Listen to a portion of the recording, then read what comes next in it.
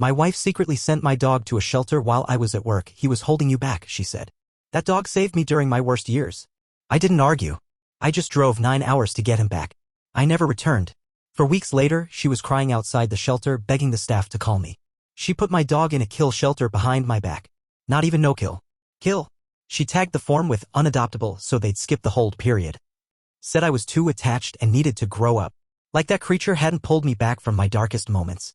I came home from work and the apartment smelled wrong. Silent. Hollow. I called out his name, Juno. Nothing. His leash was gone, his bowl in the sink, bed rolled up and missing.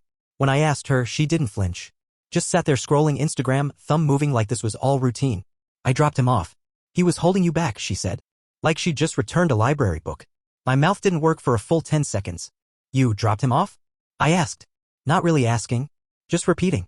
Praying I misunderstood. Don't be dramatic, she said, brushing invisible lint off her yoga pants. You're 33. It's time to stop acting like some broken veteran clinging to his therapy mutt. He's not a child. No, he wasn't. But he was the only soul who'd stayed. Who hadn't left when I collapsed. Who stayed with me through nights I didn't think I'd survive. Who dragged my limp body to the hallway and barked loud enough for the neighbor to call 911.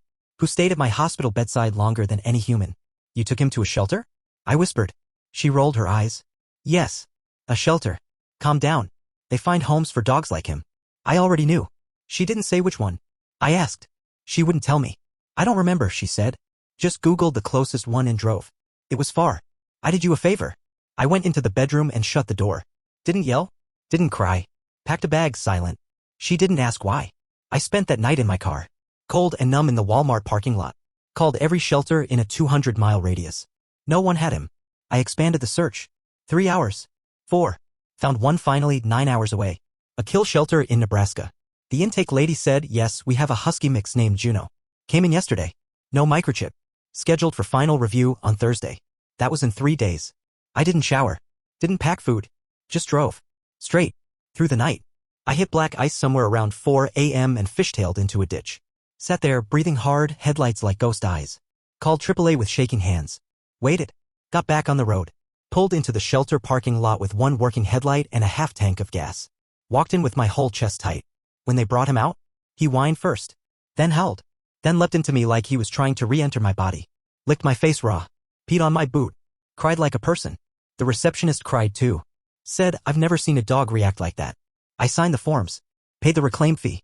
Asked who dropped him off. They showed me the form, her handwriting. In the reason for surrender box, she wrote, partner refuses to grow up. Dog is a mental leash. Mental leash. I bought a Motel 6 room nearby and just lay on the floor with him, both of us trembling. Didn't eat. Didn't sleep. Just lay there with his heartbeat pressed to mine like an apology. She started calling the second night. Didn't answer. She left voicemails. First angry, then confused, then teary. Come home. We can talk. I didn't mean it like that. Then, you're being immature. It's just a dog. Then, please. Just tell me he's okay. I blocked her. Next day, I bought a burner phone and a dog crate. Started driving south. No plan. Just movement. Stayed in sketchy roadside motels. Ate gas station sandwiches. Watched him sleep in the passenger seat like nothing had happened. For weeks later, I got a call. From the shelter. We have a woman here, she's been crying outside for 3 hours. Says she's your wife. Says you blocked her and this is the only place she thought you might come back to. I told them I wasn't coming back.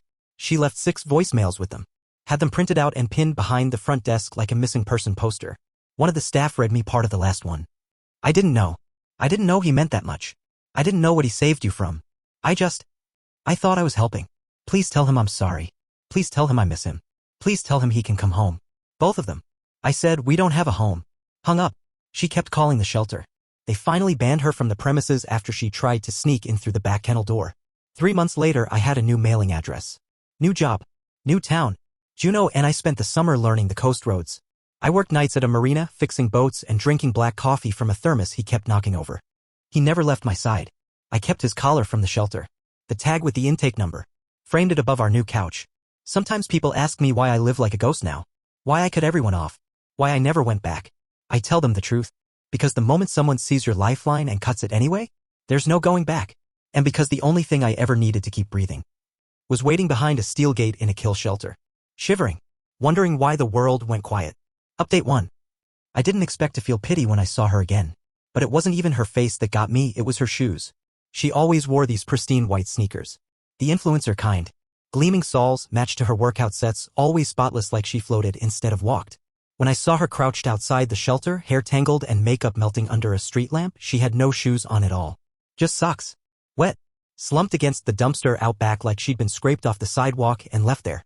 I was there to drop off a care package, blankets and treats, some new leashes for the shelter, just because. Juno and I had been living in this foggy beach town 2 hours down the coast. Quiet place. No questions. The shelter staff and I had kept in touch, some trauma bond maybe. They knew not to call me unless it was real. But that night, they did. She's back, one of the night staff whispered. She's been here since 3 p.m. said she won't leave until you come. She must have driven 9 hours just to sit there in the cold with no plan. No hotel. No backup. No audience. I didn't walk up. I watched from across the parking lot. She was talking to herself. Repeating something. Hands clutched together like prayer gone wrong. I recorded 30 seconds of it. Just to prove later, to myself, to whoever, that it happened. Then I left. Got in the truck. Juno was asleep on the back seat, paws twitching in a dream. He always growled in his sleep when she was near. Even now. I drove past her. Slow. She didn't see me. Or maybe she did. Maybe she just didn't recognize the truck anymore. Back home, I tried to forget again. But then came the email. From her mom. I hadn't blocked that address. Subject line, please read. For her. The body? 2 sentences. She hasn't been the same. She told me what she did. I'm not asking you to forgive her. But please, just let her talk to you one more time. Please. Attached was a photo. Not of her. Of her bedroom. The wall was covered in photos. Not couple photos. Not travel shots. Just Juno. From all over. Screenshots from old videos. Stills from our hikes. A Polaroid from when he tore his paw open on a thorn and she carried him down the mountain. She hated dogs then. Claimed she was trying. There was a note taped below the collage. It said, I didn't know how much of your soul I was deleting. I didn't answer. But I couldn't sleep. That was when I checked her social media. Nothing public. No posts since the day I left. All her influencer stuff scrubbed. Deleted. Her following dropped by half. But there was a private story. I don't know why she hadn't blocked me. Maybe she hoped. Maybe she forgot. In it, she was sitting on the floor of a dark room, whispering like a confessional. I used to think being loved meant being the priority. That if something took attention away from me, it was a threat. I didn't realize that the dog, he wasn't competition. He was protection. He was the reason you didn't disappear before I ever showed up. I killed your safe place. Then she just stared into the lens. Didn't cry. Didn't flinch. Just let the silence sit there until the story ended. I closed the app. Still didn't message her. Not out of anger anymore. Just, nothing. The next night, I came home from work and Juno wasn't by the door. I panicked. Shouted his name. Searched the place. Heart pounding. Found him asleep in the tub. He'd never done that before. When I coaxed him out, he limped, favoring his back leg. I checked. Swollen paw. Old injury flaring up. The same one from the mountain. I took him to the vet. They wrapped it. Said he'd need surgery eventually. I nodded. Paid cash. Outside, I looked up and felt this crack behind my ribs. I couldn't keep living like this. On the run. Like survival was the only option. Like my existence had to be justified every day. I drove home. Pulled out my laptop. Typed out an email to her. Subject line, you wanted a conversation. You get one. Body. You get 15 minutes. One meeting. Public place. You don't bring anyone. You don't touch Juno. You don't say sorry unless you mean it in bones. If you cry, I leave. If you lie, I disappear again. Wednesday. 6 p.m. Marina Cafe. Don't be late. I hit send. 3 minutes later, I saw the notification, email read. Then she responded. One word. Okay. And somehow that felt worse than no response at all. Update 2. She wore the same white sneakers. Scuffed this time. Mud on the soles. Laces uneven. Her hair was tied back with one of those scrunchies she used to mock girls for wearing. Her face looked older. Not wrinkled, just undone. Like someone who finally realized they weren't the main character in the story. She was already at the Marina Cafe when I walked in. Had picked the worst table, corner booth, sticky seat, directly under a flickering bulb. Classic avoidance. She used to book rooftop brunch spots 3 weeks out just to be seen. Yeah? She shrank when I walked up. Like just looking at me made her stomach twist. I didn't sit. Just stood over her. Watched her flinch when Juno didn't come. I didn't bring him, I said. Flat. No warmth. She nodded. Didn't speak. 15 minutes, I reminded her. Say what you need to say. She opened her mouth 3 times before anything came out. Then finally, I was jealous of a dog. I waited. She tried again. No, not jealous. I was afraid of what he meant. You were already complete. He filled every gap I couldn't reach. Every time you had a bad day, you went to him. Every time you smiled, he was in the room. I never stood a chance. I sat down. Not because I felt anything, just because the waitress was staring. You could have told me that, I said. I didn't know how. I thought I'd fix it by making space for us. I thought if I removed the crutch, you'd lean on me. She was shaking. Not crying. Just trembling in this quiet, pitiful rhythm. You didn't remove a crutch, I said. You yanked out my spine. She covered her mouth like she was going to vomit. Why a kill shelter? I asked. Why an adoptable? That broke her. Tears now. Silent, gross, choking sobs that made her shoulders seize up. I didn't know they'd take him that far away, she said. I didn't know what unadoptable meant. I didn't research. I just wanted him gone before you got home. There it was. She wasn't evil. Just careless. So much worse. You had 3 years to see what he was, I said. 3 years of watching him bring me back from the edge. And you still called him a mental-ish. I didn't know the edge was that close, she whispered. I almost laughed. We sat there in that sticky booth while the cafe played some awful Maroon 5 song overhead and someone in the back dropped a tray. I could smell her perfume, vanilla and guilt. You remember the night I came home from the hospital? I asked. She nodded. Of course. You remember who was waiting at the door? She closed her eyes. Juno. You remember what you said? She shook her head. You said he's so clingy. You should train him not to freak out every time you're gone. Her hands curled into fists. He wasn't freaking out, I said. He was checking I was still breathing. Her mouth fell open but nothing came out. 5 minutes left. I stood. Dropped the $20 on the table. She reached out like instinct but didn't touch me. You don't get a second chance, I said. This wasn't for you. This was for him. To say what you never said while he sat at that front door wondering if you were coming back. Her voice cracked. Did he wait for me? I stared at her. He waited for me. And I left. When I got home, Juno was curled up on the couch with the old blanket she used to hate. The one she said looked like a hobo's cape. I sat down beside him. He rested his head in my lap like nothing had happened. Like nothing ever would again. The next morning I got another email. No subject line. Just one sentence. I signed the divorce papers. Attached was a scanned copy. Signed. Dated. No drama. Underneath that, a photo of Juno's old leash folded neatly on my old nightstand. And a sticky note. This time I let go the right way. I didn't reply. But I stared at that photo until the screen dimmed. Sometimes it's not the apology you want. Sometimes it's just knowing they finally understood the weight. Update 3. 3 weeks passed without a sound. Not a ping. Not a post. Not a whisper. It was like she'd deleted herself from the grid. And for the first time since I left, I didn't check. Didn't need to. My world had narrowed down to 2 beating hearts, mine and Juno's. We were in sync again. Same rhythm. Same silence. Then came the package. No return address. Just my name, neat handwriting I recognized instantly. Postmark from somewhere in Utah. Inside, a hardcover journal wrapped in twine. First page, blank. Second page, a letter. If you're reading this, it means I finally shut up long enough to let someone else speak. This isn't a trap. I'm not asking for anything. I just wanted to leave a record of how bad it got inside me before I made it worse for you. I flipped through it. Pages upon pages. Dates, memories, fragments. Not a sob story, an autopsy. She'd written it like a surgeon, dissecting her own damage. She talked about her mom's coldness, the way her dad never came home, how she learned to perform affection like a dance but never actually felt it in her bones. But then came the part that wrecked me. I used to imagine your death. Not because I wanted it, but because I wanted to see if I could survive it.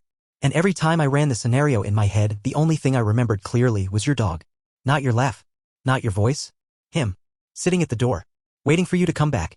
That's how I knew I was already gone. You were building a life with him. And I was still trying to be the main character in someone else's. She talked about the night she surrendered him. Said she cried in the car, not for me. Not for the dog. For herself. Because she knew it was over the second the shelter door closed and she didn't feel relief. She felt like she'd set something in motion she couldn't take back. I closed the journal after that. Couldn't read more. Not because it hurt. Because it didn't. I felt tired. Not angry. Not vindicated. Just done. That night, I took Juno to the beach. We don't go often anymore, his leg's not what it used to be. But he whined at the door, tail thumping, eyes sharp. So I helped him down the steps, slow and steady, his paw pads silent on the sand. He ran. Not far. Just enough. Enough to remind me he still had it in him. And I realized then, I did too. We got back home and I opened the journal again. Skimmed the last entry. It was dated 2 days before she sent it. I let go of your leash. But I held on to my guilt for too long. I'm not asking you to pull me out. Just, don't forget that I was human too, even when I forgot you were. That was the last word she ever spoke to me. Because 5 days later, I got a call from her mother. She passed away due to prescription medication. Prescription pills. Clean death. No note. Just the journal. And a photo on her nightstand of Juno curled up next to me on a couch we no longer owned. Her mom didn't ask me to come to the funeral. Didn't even tell me the date. Just said she thought I'd want to know. That you were the last thing she ever wrote about. I hung up. And I didn't cry. Not because I didn't care. Because I'd already grieved her the day I walked into that shelter. That was the day the woman I loved died. The one who killed my dog's trust. Who watched me spiral and didn't flinch. who tried to erase my lifeline and call it growth. This woman? The one who overdosed? She was just the echo. A sad, unfinished sentence at the end of a very loud book. I still have the journal. I keep it in the drawer under Juno's leash. Not to remember her. To remember what love isn't. Because sometimes it looks like comfort. Sometimes it looks like home. But if it ever tries to take your soul's guardian from you, it's not love. It's slow poison. Update 4. I didn't go to her funeral. I didn't Google the obituary. Didn't check the registry or call her mom again. I didn't light a candle, leave flowers, whisper into the wind. She'd had her moment. Her page in the story. And I'd closed that book the second I opened the crate door and watched Juno limp back into my arms. But I did take him to the lake. Same lake we used to drive past when we first moved in together. The one I always said we'd visit but never did because she hated mosquitoes and natural smells. That lake? It looked exactly how I imagined. Still, I'm bothered. Perfect. I brought 2 sandwiches. Turkey and cheddar. He stole mine the second I looked away. I laughed. First time in a while I'd done that without feeling like I had to. He waded into the water up to his knees and stared out, tail swishing like a metronome.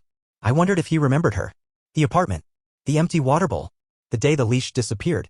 Or maybe he only remembered the part that mattered. The ride back. Me crying and white-knuckled and him with his chin on the center console like we hadn't missed a beat. We stayed there until the sun dropped. No big moment. No release. Just a quiet kind of healing that didn't ask for acknowledgement. That night, I opened the journal one last time. Read it through. Cover to cover. She wrote like someone bleeding. No structure, no grammar. Just pain. Poured out fast, messy, raw. She didn't make excuses. Didn't beg for understanding. She wasn't writing to convince me. She was writing to explain herself to herself. A few lines stuck with me. I didn't see the dog as your oxygen. I saw him as your anchor. And I thought that meant he was weighing you down. I didn't realize he was the only thing keeping you from drifting into nothing. Another. Every time you left the room and he followed, I felt less necessary. Like I was just furniture.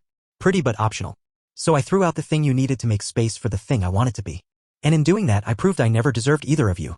I didn't cry. Didn't scream. I just closed the book, slid it into a Ziploc bag, and packed it in the emergency box with our fire documents and birth certificates. Not to save it. Just to bury it deep in a place I'd only open if everything else burned. Because that's what she became in the end. Not a villain. Not a soulmate. Not a tragedy. Just one item on the list of things I'll protect Juno from. We live in a small house now. Not fancy. But it's ours. A crooked fence, a squeaky screen door, one of those tin mailboxes shaped like a fish. Juno has a bed in every room and knows which cabinet holds the cheese. I work mornings at a mechanic shop down the road. Nights I spend walking the trail behind our place, him limping beside me, both of us content with the quiet. The neighbors wave. One kid asked if he could pet the snow wolf. I said yes. Juno let the kid scratch behind his ear, then flopped down and demanded a belly rub. That was the first time I saw someone else in his space without him flinching. Progress.